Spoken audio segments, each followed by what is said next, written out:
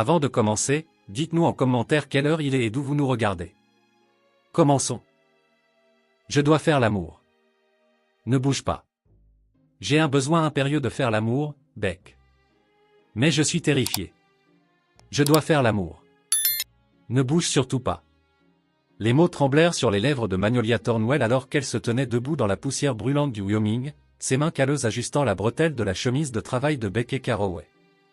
Du haut de son 1m93, drapée dans sa robe noire de pionnière, la veuve géante dominait le rocher solitaire, ses doigts s'attardant contre son torse bien plus longtemps que la décence ne l'aurait permis.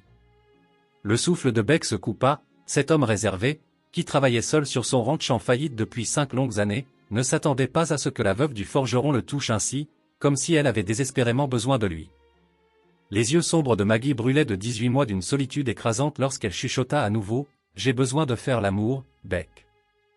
Mais je suis morte de peur. » Le rocher solitaire restait immobile sous son contact, la vaste prairie s'étendant à l'infini derrière eux. Ce qu'il allait faire ensuite stupéfierait toute la ville de Redemption Flat.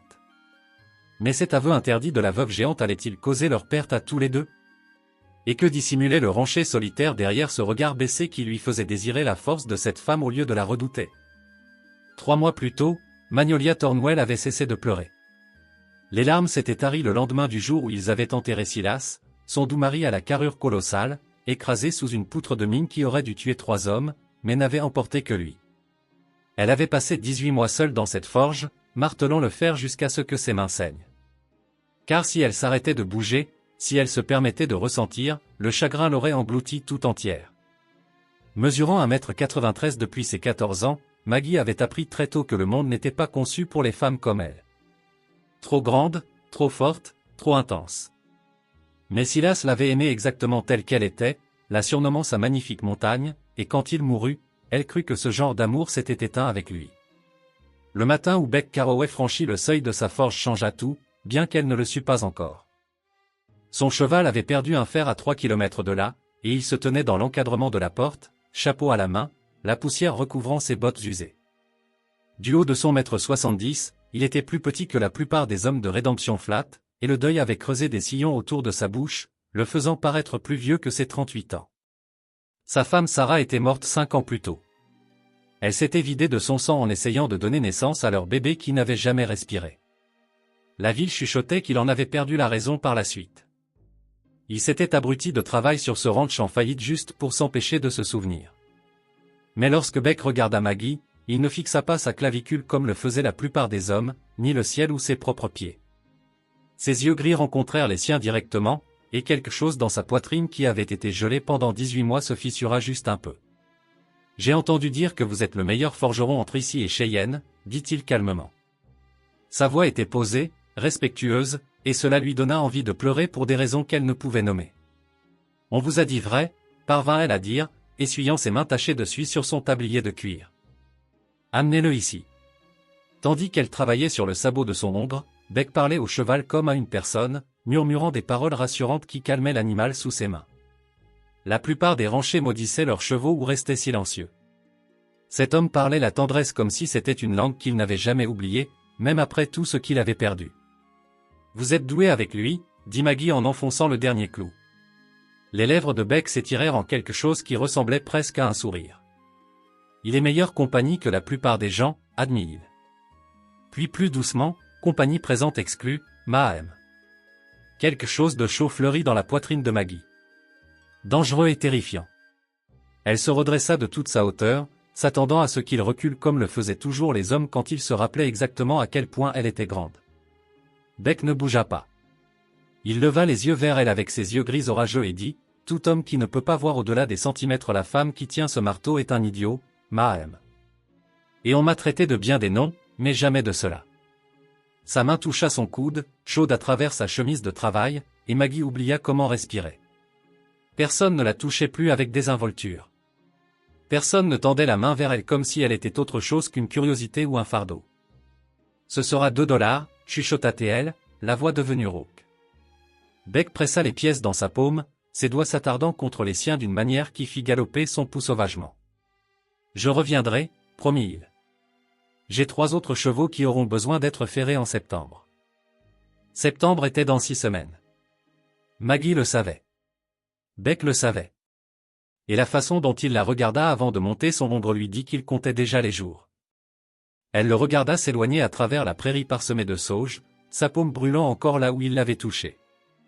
Et Magnolia Thornwell s'autorisa à espérer pour la première fois depuis qu'ils avaient descendu Silas en terre. Peut-être, juste peut-être, n'avait-elle pas fini d'être désirée après tout. Beck revint 3 jours plus tard, pas 6 semaines, et son poteau de clôture était parfaitement sain.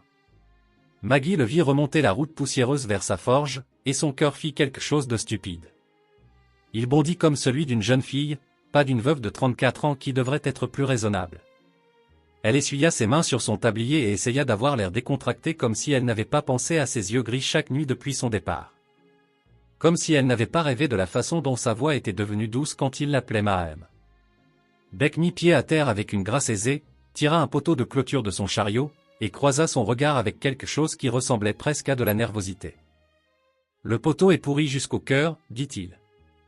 Je pensais que vous pourriez avoir du travail de ferronnerie de rechange. » Maggie regarda le poteau, regarda Beck, regarda de nouveau le poteau qui était clairement en bon état, à l'exception d'une fissure suspectement fraîche qui aurait pu être faite avec une hache.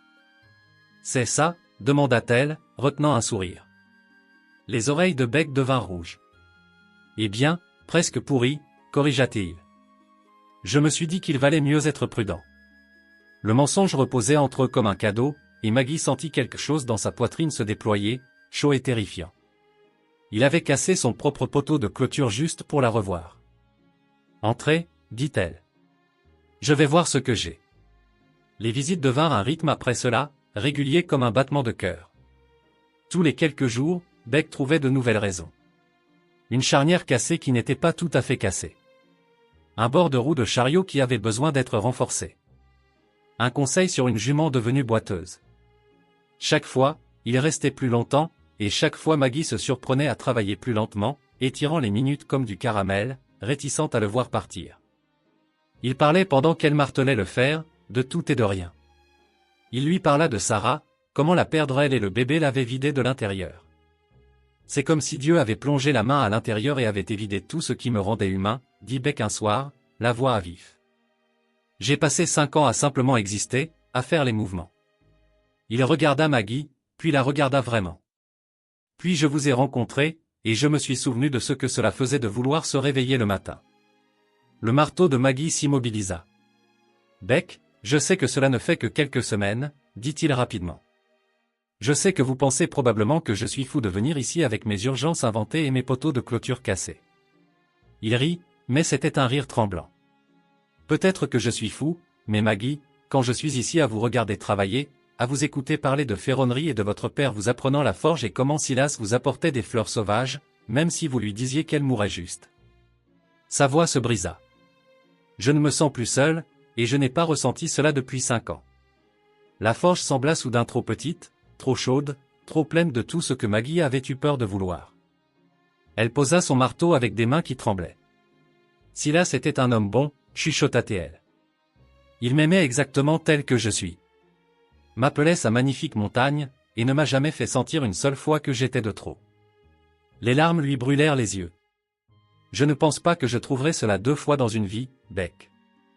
Je ne pense pas que le monde fonctionne ainsi pour les femmes comme moi. Beck se leva alors et s'approcha et le souffle de Maggie se coupa parce qu'il la regardait comme Silas le faisait, comme si elle était tout. Maggie, je dois vous dire quelque chose, et j'ai besoin que vous l'entendiez vraiment. Sa voix était stable, mais ses mains tremblaient. Je ne viens pas ici pour la ferronnerie. Je viens parce que vous me faites rire avec vos blagues terribles sur les politiciens. Je viens parce que vous vous disputez avec moi pour savoir si les chevaux sont plus intelligents que le bétail et vous ne reculez pas même quand je suis têtu. Il s'approcha encore plus. Assez près pour qu'elle puisse sentir l'odeur du cuir et de la sueur et quelque chose d'uniquement lui. Je viens parce que je tombe amoureux de vous et j'avais besoin que vous le sachiez avant de perdre mon courage. Le monde bascula. Maggie saisit l'établi pour se stabiliser, certaine d'avoir mal entendu, certaine que c'était un rêve cruel. Beck, je suis. Les mots s'en mêlèrent dans sa gorge. Trop grande, trop forte, trop intense. Toutes les choses qu'on lui avait dites toute sa vie. Trop grande. La voix de Beck était douce. Trop forte. Trop intense. Il tendit la main vers le haut. Il dut lever la main parce que même ses épaules étaient au-dessus de sa tête. Et sa main pris en coupe sa joue tachée de suie avec une tendresse déchirante. Sarah était minuscule. Délicate comme de la porcelaine, 1,50 m rien du tout, et je pouvais la soulever d'un bras. Son pouce effleura sa pommette. Je l'aimais avec tout ce que j'avais, Maggie. Je l'aimerai toujours. Mais vous, sa voix se brisa. Vous n'êtes pas de trop. Vous êtes exactement assez. Vous êtes ce dont je ne savais pas que j'avais besoin jusqu'à ce que je sois en train de me noyer. Et vous m'avez lancé une corde sans même le savoir. Maggie se recula, la peur tombant sur elle en cascade comme de l'eau glacée. C'était le moment où tout allait s'effondrer. C'était le moment où la réalité allait fracasser le rêve. Cette ville va vous crucifier, Beck. Il chuchote déjà à mon sujet. Il m'appelle la géante de Thornwell comme si j'étais une sorte d'attraction de foire. Sa voix devint désespérée. Votre ranch, l'association des éleveurs. Ils feront de votre vie un enfer si on vous voit me courtiser. Et pourquoi? Pour une femme qui casse des choses juste en existant. Une femme qui est si forte qu'elle pourrait vous blesser sans même essayer. Laissez-les parler. Les yeux de Beck flamboyèrent. Laissez-les chuchoter. Laissez-les faire de ma vie un enfer. Vous ne comprenez pas. Ma vie est déjà un enfer. Les mots explosèrent de lui, vifs et déchiquetés. Je me réveille seul dans une maison trop silencieuse. Je mange le petit déjeuner seul. Je travaille jusqu'à ne plus voir clair, juste pour dormir sans rêver de tombe trop petite pour un bébé qui n'a jamais pu vivre. Les larmes coulaient sur son visage maintenant, et il ne les essuya pas. Puis je vous ai rencontré, Maggie Thornwell, et pour la première fois en 5 ans, je veux me réveiller. Je veux manger le petit déjeuner avec quelqu'un. Je veux rêver d'autre chose que de la mort. Il saisit sa main, la plaça contre sa poitrine, là où son cœur battait sauvagement et désespérément. Je veux me réveiller à côté de vous, et je me fiche de qui le sait. Les mains de Maggie tremblaient si fort qu'elle pouvait à peine sentir son rythme cardiaque sous sa paume. Beck, je pourrais vous blesser. Vous ne comprenez pas à quel point je suis forte. J'ai cassé la main d'un homme une fois juste en la serrant. J'ai fait les 3 côtes de Silas une nuit quand j'ai oublié d'être prudente. Et je ne vous demande pas d'être prudente. La voix de Beck devint basse, féroce, presque en colère. Je ne vous demande pas d'être douce ou petite ou quoi que ce soit d'autre qu'exactement qui vous êtes. Il tira sa main plus fort contre sa poitrine. Je vous demande d'être vous-même, de me laisser vous aimer sans que vous rétrécissiez pour correspondre à une idée impossible de ce qu'une femme devrait être. Je vous demande de m'aimer en retour sans rien garder en réserve. Ses yeux cherchèrent les siens. Pouvez-vous faire cela, Maggie? Pouvez-vous vous laisser aimer par quelqu'un qui veut votre force? Pas en dépit d'elle, mais à cause d'elle. La question resta suspendue entre eux comme quelque chose de vivant, vibrant de possibilités et de terreur. Maggie ouvrit la bouche pour répondre, pour dire oui, pour dire qu'elle pensait à lui chaque nuit et rêvait de ce que cela pourrait faire d'être tenue par quelqu'un qui ne la craignait pas. La porte s'ouvrit violemment. Le shérif Morrison se tenait là avec 3 membres du conseil municipal, leurs visages sombres et officieux. Carroway, dit Morrison, ne s'embarrassant pas de politesse. Nous devons discuter de la situation Thornwell. On pensait qu'on pourrait arranger quelque chose de convenable. Nous avons 3 candidats qui pourraient être disposés à prendre la propriété et la femme si les conditions sont bonnes. Sortez. La voix de Maggie était de glace et de fer. Sortez de ma forge maintenant, Maggie. Nous essayons d'aider, dit le conseiller Peters sur ce ton condescendant qui lui donnait envie de frapper quelque chose. Vous ne pouvez pas gérer cet endroit pour toujours. Vous ne rajeunissez pas et regardez les choses en face. Vous n'êtes pas exactement le genre à marier sans un peu d'aide. Nous avons identifié des hommes qui pourraient être convaincus s'ils le priaient. J'ai dit sortez. Le marteau dans la main de Maggie tordit le bord de l'enclume quand elle l'abattit, le métal hurlant. Les 4 hommes sautèrent en arrière-point, ils partirent, marmonnant à propos d'hystérie et de comportements peu féminins, mais Maggie savait ce qui allait arriver. Elle avait vu cela avant dans d'autres villes avec d'autres femmes qui ne rentraient pas dans le moule. Ils allaient convoquer une réunion municipale. Ils discuteraient d'elle comme de bétail. Ils décideraient de son avenir sans elle. Et il n'y avait rien qu'elle puisse faire à ce sujet parce que c'est ainsi que le monde fonctionnait pour les femmes, surtout les femmes comme elle. La main de Beck trouva la sienne dans le silence résonnant. Maggie, dit-il doucement. ce que j'allais faire ensuite était de vous demander en mariage. Mais je pense que je dois faire autre chose d'abord. Sa mâchoire se contracta d'une manière qui le rendait dangereux malgré sa taille. Je pense que je dois rappeler à cette ville que vous n'êtes pas une propriété à gérer. Beck, qu'est-ce que vous? Mais il marchait déjà vers la porte vers son cheval. Et quand il se retourna, ses yeux contenaient quelque chose qui ressemblait à de la rage enveloppée de droiture. Samedi, dit-il. Réunion municipale. Soyez prête, Maggie. Parce que je suis sur le point de choquer toute la ville de Redemption Flat, et j'ai besoin que vous me fassiez confiance quand je le ferai. Puis il fut parti et Maggie resta debout dans sa forge avec son cœur battant la chamade et la terrible et merveilleuse certitude que tout était sur le point de changer. La réunion municipale d'urgence était bondée. Éleveurs, commerçants, leurs femmes s'éventant contre la chaleur d'eau. Tous rassemblés pour discuter de la situation Thornwell comme si Maggie était un problème nécessitant une solution. Elle n'était pas invitée. Elle était le sujet, pas une participante. Mais elle vint quand même, se tenant au fond dans sa robe noire, la mâchoire serrée, les regardant débattre de son avenir comme si elle était du bétail aux enchères. Le shérif Morrison appela au calme. Jean, nous sommes ici au sujet de Magnolia Thornwell. Une bonne femme, mais les faits sont les faits. Elle ne peut pas maintenir cette forge pour toujours. Nous avons identifié 3 candidats disposés à prendre la propriété si les conditions sont favorables. Il s'éclaircit la gorge. Maintenant, concernant la femme elle-même. Nous devrions discuter des incitations. Les portes s'ouvrirent avec fracas. Beck Carroway entra, le visage sculpté dans la pierre, et la salle devint silencieuse. Il traversa la foule comme Moïse séparant la mer Rouge droit vers l'avant où siégeait le conseil. Puis, avec chaque œil sur lui, Beck monta sur la table. Descendez de là, bafouilla Morrison. Taisez-vous, Morrison. La voix de Beck sonna claire comme une cloche. Vous tous, taisez-vous et écoutez. Ses yeux trouvèrent Maggie au fond, et quelque chose en eux rendit ses genoux faibles. Maggie Thornwell n'est pas un problème. Elle n'est pas une situation. Elle n'est pas du bétail à marchander ou un fardeau à gérer. La salle éclata en halètements et protestations. Beck éleva la voix au-dessus du chaos. Elle est la personne la plus forte dans cette pièce. Et je ne parle pas de ses bras, bien qu'elle pourrait briser la plupart d'entre vous en deux. Un rire nerveux ondula à travers la foule. Je veux dire son cœur, son esprit.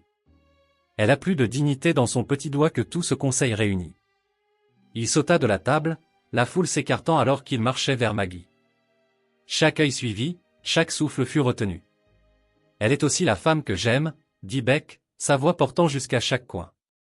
La femme que j'ai l'intention d'épouser si elle veut bien de moi. Les halètements étaient audibles maintenant. Madame Abernathy agrippa ses perles. La bouche de Morrison tomba ouverte. Beck atteignit Maggie là où elle se tenait, figée dans l'encadrement de la porte, et sans hésitation, sans honte, il mit un genou à terre devant Dieu et tout le monde. Magnolia Thornwell. La voix de Beck se brisa mais resta stable. Je ne suis pas grand-chose. J'ai un ranch en faillite, une réputation d'être difficile, et je suis plus petit que vous de toutes les manières qui comptent pour ces imbéciles. Il sortit une simple bague en or de sa poche. Mais je vous aime. J'aime votre force, votre rire, la façon dont vous vous disputez avec moi à propos de tout. J'aime le fait que vous me donnez envie d'être meilleur, envie de me réveiller, envie de vivre à nouveau. Les larmes coulaient sur son visage. Je ne vous demande pas de rétrécir. Je vous demande d'être ma femme, ma partenaire, ma magnifique montagne. Épousez-moi, Maggie. Laissez-moi passer ma vie à prouver que vous n'êtes pas de trop. Vous êtes tout. Le silence était assourdissant. 300 personnes retenaient leur souffle. Maggie regarda Beck, agenouillé devant elle, la bague taillée pour ses mains fortes, la ville qui avait passé 18 mois à la prendre en pitié. Sa voix sortit brisée et belle. Oui. Puis plus fort, féroce. Oui. Beck surgit et Maggie se pencha et ils se rencontrèrent dans un baiser qui était scandaleux et parfait et tout. Quand elle le souleva complètement du sol, le faisant tourner, son rire fut une joie pure. L'hôtel de ville explosa, certains applaudissant, certains haletant, mais Beck et Maggie s'en fichaient. Ils sortirent main dans la main, laissant Redemption Flat comméré sur le jour où l'amour les avait tous choqués. 3 semaines plus tard, ils se marièrent dans sa forge, Maggie dominant tout le monde dans une robe couleur crème qu'elle avait cousue elle-même. Quand le prédicateur dit « Vous pouvez embrasser la mariée », Beck leva les bras et Maggie se pencha, et leur baiser avait le goût du retour à la maison. À la réception, elle le souleva sur ses épaules et le fit parader tout autour tandis que la ville applaudissait, et Madame Abernathy admit finalement qu'ils avaient l'air stupidement heureux. Mais le moment qui compta vint plus tard, seuls dans leur maison de ranch. Maggie se tenait près de la fenêtre, tremblante. « Je suis terrifiée à l'idée de vous faire mal », chuchota-t-elle. Beck la retourna, la regardant avec des yeux gris stables. « Alors vous me ferez mal par accident et nous en rirons plus tard. Mais Maggie, j'ai besoin que vous entendiez ceci. Je n'ai pas peur de votre force. Je la demande. Quoi? J'ai besoin de faire l'amour. Ne bouge pas, chuchota Beck, l'attirant vers leur lit. J'ai besoin de vous exactement tel que vous êtes. Pas de retenue. Pas de prudence. Pas de me traiter comme si j'allais me briser. Sa voix devint féroce. Montrez-moi que je ne suis pas fait de verre. Montrez-moi ce que c'est que d'être aimé par une femme qui n'a pas à faire semblant. Le souffle de Maggie devint rapide. Vous êtes sûr? Je n'ai jamais été aussi sûr de quoi que ce soit. Il s'allongea en la regardant avec confiance, désir et amour. Aime-moi, Maggie. Tout de toi. Et à ce moment-là, Magnolia Carroway crut enfin qu'elle n'était pas de trop. Elle était exactement assez. Ils bâtirent une vie ensemble. Sa forge, son ranch. Deux cœurs qui avaient été brisés, apprenant à battre comme un seul. La ville finit par arrêter de parler. Certains s'excusèrent même. Mais Beck et Maggie n'avaient pas besoin de leur approbation. Ils savaient l'un l'autre, et c'était plus que suffisant. Des années plus tard, quand les gens demandaient comment une veuve géante et un rancher solitaire avaient trouvé l'amour, Beck souriait et disait « Elle a été assez courageuse pour demander ce dont elle avait besoin. J'ai été assez courageux pour le donner. C'est tout ce qu'est l'amour. » Deux personnes brisées décidant qu'elles sont plus fortes ensemble. Et Maggie ajoutait, serrant sa main, « Il m'a appris que je n'étais pas de trop. Je lui ai appris qu'il était toujours assez. » C'est ça la vraie histoire. Si cette histoire a touché votre cœur, appuyez sur cette cloche de notification. Parce que les histoires d'amour comme celle-ci, les histoires de gens assez courageux pour se vouloir exactement tels qu'ils sont ce dont parle cette chaîne. Ne manquez pas la prochaine.